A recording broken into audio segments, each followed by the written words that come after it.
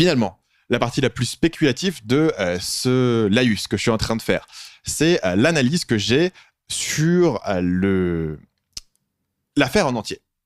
Parce que j'ai dit au départ, il y avait un côté un peu bizarre à cette affaire. C'est-à-dire que pourquoi Aude prend un tel risque, notamment à partir du moment où vous êtes financé par France Télé, c'est quand même une bonne situation. Il y a peu de youtubeurs qui ont un financement service public garanti pour leurs vidéos, surtout quand je crois que quand Aude a commencé la vidéo, elle avait quelque chose comme 40 000 abonnés. Donc c'est une bonne sécurité financière qui est enviable. Et pourquoi est-ce que Aude irait mettre tout ça en danger pour une vidéo et pour accuser un mec comme Antoine BM, quoi? Quelle dent est-ce qu'elle aurait contre ce mec? La motivation de Aude semble pas claire dans cette affaire. Et je me suis aussi beaucoup posé la question. Et du coup, je me suis fait une petite théorie parce qu'à un moment donné, je me suis posé la question. Et je dis pas que cette théorie est vraie, c'est juste une spéculation parce que les gens m'ont posé la question de mon avis là-dessus. Je pense qu'il s'est passé 5 choses. Numéro 1, Aude était dans le rush. Elle dit elle-même dans son tweet qu'elle n'avait pas le temps de vraiment faire l'enquête à fond et de trouver les documents. Donc, elle était dans le rush et elle devait sortir la vidéo assez rapidement. Numéro 2, il y a beaucoup de vidéos qui ont été faites sur le lama fâché par des chaînes. Il y en a une, je crois, sur le roi des rats. Je crois qu'il y en a une sur Antox Colaboy. Il y a beaucoup de vidéos qui ont été faites par des chaînes plus grosses, plus influentes que Aude et qui les ont faites plus tôt. Maintenant, 3e point, pour pouvoir justifier de sa vidéo et de son existence, Aude ne peut pas juste se contenter d'analyser les vidéos du lama fâché pour pointer qu'il y a des erreurs. Il faut qu'elle fasse une enquête, il faut qu'elle ait une révélation. Parce qu'évidemment, elle est journaliste et tout son twist, c'est qu'elle est au téléphone. Dans son générique, on voit Aude au téléphone avec différentes personnes et le twist de la chaîne Aude What the Fake, c'est qu'on fait une enquête. Donc il faut faire une enquête, il faut trouver quelque chose. Le problème, c'est qu'on n'a pas le temps et au final, on trouve pas grand-chose, ni sur l'identité du lama fâché, qui est extrêmement difficile à trouver.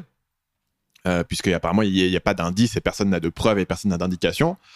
Et non plus sur Webedia. Donc, on n'avait pas grand-chose à mettre dedans. Mais bon, on se dit, de toute manière, c'est une vidéo qui va faire entre 50 et 100 000 vues. 4e point. Donc, voilà, on va mettre un truc, on va ficeler quelque chose. Voilà, ça fera la vidéo. Je suis payé par France Télé. Voilà. C'est pas ma meilleure vidéo, mais bon, voilà, c'est une vidéo parmi d'autres. C'est pas très grave. Problème, c'est que la vidéo explose. C'est de très loin la plus grosse vidéo de la chaîne d'Aude et elle a rapporté 40 000 abonnés. C'est-à-dire que presque 50% des abonnés d'Aude viennent de cette vidéo. Ce qui la met dans une position embarrassante. C'est-à-dire que comment ce que vous faites quand votre plus grosse vidéo qui a cartonné, c'est aussi la vidéo où vous avez peut-être pris quelques raccourcis au niveau de la déontologie journalistique. Tout d'un coup, tout le monde vous a connu par cette vidéo-là. Et ensuite, elle se dit, 5e point plutôt, que tant qu'à accuser un mec, autant accuser un mec que personne ne va défendre. Donc Antoine, c'est un sale entrepreneur du web, un serial entrepreneur qui vend des formations sur Internet qui s'appelle Gangster Marketing. Clairement, personne ne va aller défendre ce mec. Il a une chaîne YouTube qui fait entre 4 et 6 000 vues par vidéo dernièrement puisqu'il s'en occupe plus trop. Voilà, c'est un mec que je peux aller taper, il va peut-être se défendre, mais bon, qui va suivre un démenti d'un mec qui fait des vidéos sur YouTube. Donc, surprise, la vidéo de Fouad BM de démenti a très bien marché puisqu'elle s'aperçoit qu'il a une communauté qui le suit même si il n'est pas aussi actif que ça sur YouTube. Donc, il a une vidéo de réponse qui a fait plus de 100 000 vues, solide. Et surtout, le facteur improbable, c'est chaîne YouTube à 260 000 abonnés qui se spécialise dans l'analyse et qui a un peu rodé ses armes sur l'analyse et sur la construction d'éléments psychologiques, c'est-à-dire moi, qui rentre dans le ring et qui vient cogner. Et tout d'un coup, le risque que vous avez pris au départ de faire une vidéo qui n'est pas forcément super bien ficelée, mais bon, personne n'y verra que du feu, et de toute façon, ça fera 50 000 vues, c'est pas très grave.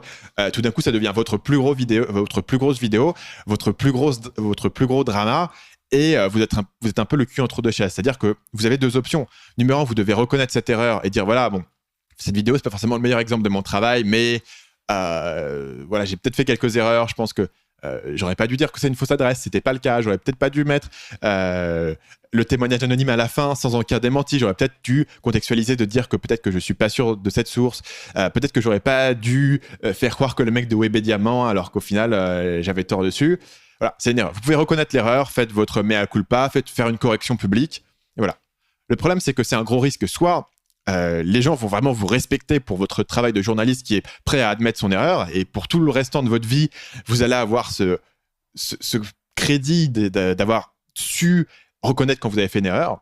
Ou alors, les gens qui vous ont pour la moitié connu sur cette vidéo vont s'apercevoir que la vidéo qu'ils ont vue de vous, en fait, tenait pas debout, que les critiques qui vous sont faites sont légitimes, et vous allez avoir une grosse perte d'audience. Et donc, vous avez perdu votre plus grosse opportunité de faire le buzz de votre carrière.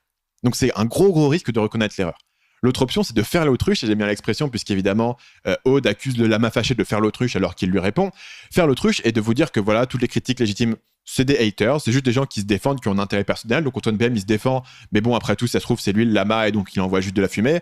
Marketing Mania, il défend, mais bon, de toute manière, c'est aussi un sale marketeur, et puis de toute manière, il connaît Antoine BM, donc voilà, j'ai pas besoin de lui répondre. De toute manière, lui, il est même pas journaliste accrédité, donc comment est-ce que vous pouvez même écouter une telle personne, quoi. Et faire qu'on va délégitimiser les gens qui posent des questions. On va totalement ignorer, par exemple, sur le live, les gens qui spamment Marketing Mania. Alors, pour le coup, effectivement, c'est du spam, mais en même temps, quand vous avez la plupart des gens qui sont sur votre live qui veulent une réponse à une certaine question, vous pouvez à la limite dire on va pas en parler. Mais je pense que c'est un risque sur le long terme. C'est-à-dire que sur le long terme, cette affaire, contrairement à ce que pense Aude, elle va pas disparaître aussi facilement que ça. Donc, quand vous tapez Aude White the Fake, il va quand même avoir cette vidéo qui va ressortir, il va quand même avoir le démenti d'Antoine qui va ressortir, il va quand même avoir ma vidéo qui va ressortir, et c'est des erreurs qui sont restées sans aucune réponse ou sans aucune continuation de Aude. C'est-à-dire qu'on n'a jamais compris pourquoi est-ce qu'elle a dit que le 66 avenue des Champs-Élysées était une fausse adresse. On ne sait pas si c'était une erreur, on ne sait pas si c'était quelque chose qu'elle a dit dans le feu de l'action et qu'elle a gardé au montage, on ne sait pas. Et elle n'en parlera pas, et c'est trop tard maintenant plus ou moins pour en parler, puisque le live était l'opportunité. Donc ça va rester. La question, c'est de savoir si son audience sera suffisamment fanatique pour lui pardonner, ou si les vidéos suivantes vont être beaucoup plus prudentes et beaucoup plus circonspectes là-dessus et vont un peu lui racheter son image. La question reste ouverte, je ne sais pas. Personnellement, je pense que reconnaître les erreurs aurait été la meilleure stratégie, mais bien sûr, je ne suis pas dans la tête de Aude là-dessus. Dans les deux cas, il y avait un risque, il n'y avait pas de bon choix. Je dirais que le choix de ne pas me nommer, c'était une bonne idée, et je l'ai mentionné plusieurs fois, parce que à partir du moment où vous me nommez, les gens peuvent aller voir ma vidéo et voir mon point de vue, donc c'est un problème. Et ensuite, si vous nommez Marketing Mania et vous faites une réponse à Marketing Mania, vous légitimisez le fait que moi, je fasse une deuxième réponse derrière. Ce que je ne ferais pas en l'occurrence, parce que ça semblerait mesquin. Et là, bien sûr, j'en parle à la fin de mon podcast, mais c'est quelque chose que seul le cœur de mon audience va vraiment suivre ce podcast, surtout au bout d'1h20 de podcast continu. Voilà, c'est pas quelque chose qui va buzzer, donc il n'y aura pas de contre-réponse de ma part, puisqu'il n'y a pas eu de réponse à ma vidéo de la part d'Aude, pardon. Il reste que le live, c'était un fiasco. Le live aurait dû être annulé. Le problème, c'est que le live était annoncé avant ma vidéo. À partir du moment où ma vidéo a commencé à faire des centaines de milliers de vues et qu'il était clair que ça allait être un des points principaux que les gens veulent, donc les gens tweetaient à Aude d'avoir une réponse. Évidemment, Aude disait non, moi je répondrai à tout lors du live de vendredi. Et quand le live de vendredi, vous ne répondez à rien et vous répétez juste des éléments qui étaient déjà dans la vidéo, forcément les gens sont déçus. Donc, à mon avis, le live aurait dû être annulé sous un prétexte. Soit vous allez faire le live pour vraiment répondre aux questions des gens, soit il vaut mieux l'annuler, parce qu'en l'occurrence, tous les gens qui étaient sur le live étaient là pour la plupart pour avoir une réponse à ces idées-là, pour avoir une réponse ne serait-ce qu'à la vidéo d'Antoine. Et quand vous minimisez tout ça et vous décidez de pas du tout en parler, les gens se sentent déçus, ont l'impression que vous ignorez totalement leurs questions et leurs problématiques. Donc finalement, je pense pas que Aude ait vraiment voulu mal faire dans cette affaire. C'est-à-dire que peut-être que ma vidéo rentre parfois un peu dedans. Principalement, honnêtement, moi, la partie qui m'a irrité, c'est l'hypocrisie au final. Parce que comme nous tous, Aude, elle est en quête d'audience.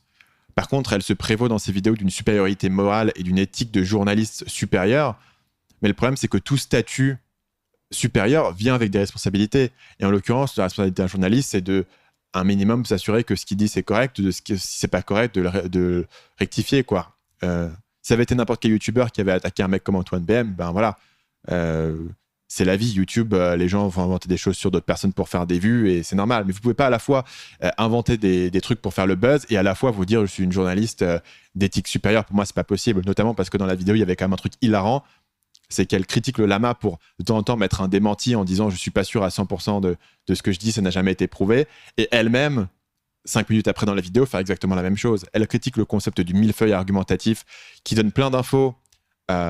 Aucune n'est vraie ou aucune n'est vraiment vérifiable. Mais comme il y en a tellement, les gens vont pas aller chercher dans les détails. Et elle fait la même chose. Et je pense que pour moi, la partie où j'ai peut-être été un peu violent, émotionnel et j'ai un peu cogné dans ma vidéo, c'est vraiment sur cette partie hypocrisie.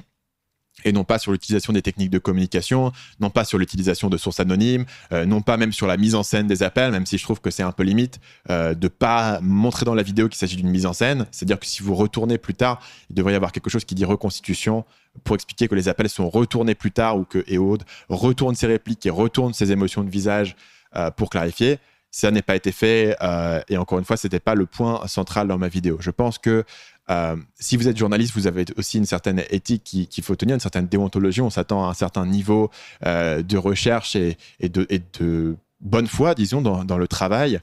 Et quand vous êtes comme ça à balancer le nom, le visage de quelqu'un sans être sûr et ensuite dire bah non, j'ai pas dit que c'était sûr à 100%, pour moi, ça ne passe pas. Vous pouvez pas dire que vous êtes journaliste, sujet à un plus grand statut, que vous avez le droit d'utiliser des sources anonymes, que vous avez le droit de prévaloir de jouer votre carrière à chaque enquête. Ce que dit Aude clairement dans sa vidéo, elle dit je joue ma carrière à chaque vidéo.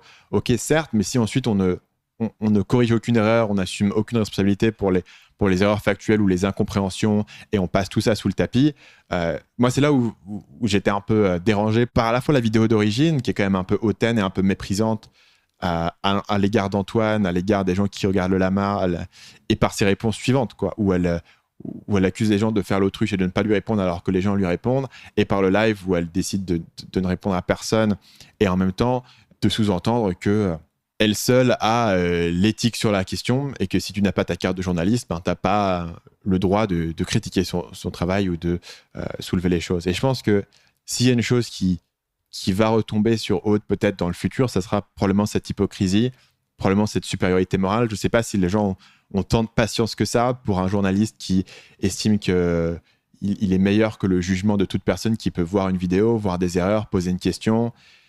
De toute manière, pour moi, l'affaire est close et j'en ai parlé ici uniquement parce que je pensais avoir encore quelques éléments à dire. J'ai été un peu long et j'ai un peu... j'ai été un peu long voilà. et j'ai un peu raconté énormément de choses et j'ai peut-être... encore une fois, montrer mon implication personnelle par rapport à cette affaire. Après, voilà, l'affaire, elle est escalée. Personnellement, je ne regarde pas d'animosité envers qui que ce soit. Je pense qu'au final, avec ma vidéo, avec le démenti d'Antoine, les choses ont été assez bien équilibrées. Et je pense que voilà, seuls des gens vraiment un peu gogol croient encore que Antoine BM est le lama fâché, sachant que Aude elle-même, dans son live, essentiellement le démentit à demi-mot. C'est-à-dire qu'elle elle revient vraiment sur l'idée qu'elle en était sûre.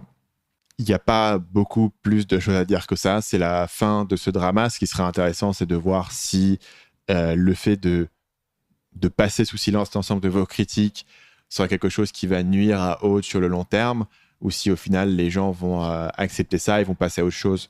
Je dirais que si Aude fait par le futur du travail de grande qualité, d'enquête, si elle apporte vraiment quelque chose de nouveau et de qualitatif sur YouTube, à un moment donné, je ne pense pas que quelqu'un doive être à vie tenu responsable pour une erreur qui a été faite dans une vidéo, probablement sous le rush.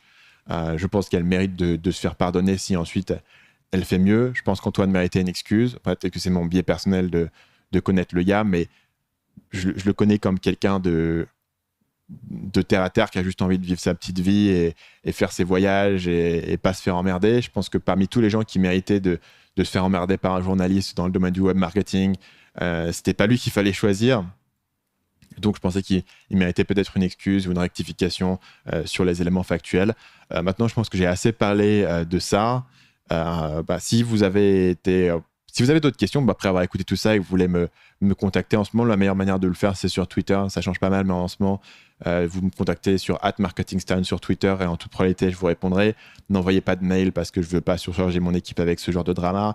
Ne mettez pas de commentaires sur la vidéo. Vous pouvez mettre des commentaires sur la vidéo, mais ne vous attendez pas à ce que je réponde aux 4000 commentaires qui sont déjà sur cette vidéo. Voilà, c'est la fin de cette affaire. Merci d'avoir écouté l'épisode jusqu'au bout. Merci d'avoir écouté la première partie qui était quand même plus importante sur les éléments psychologiques. On se retrouve dans 2 semaines pour le prochain épisode du podcast Marketing Mania.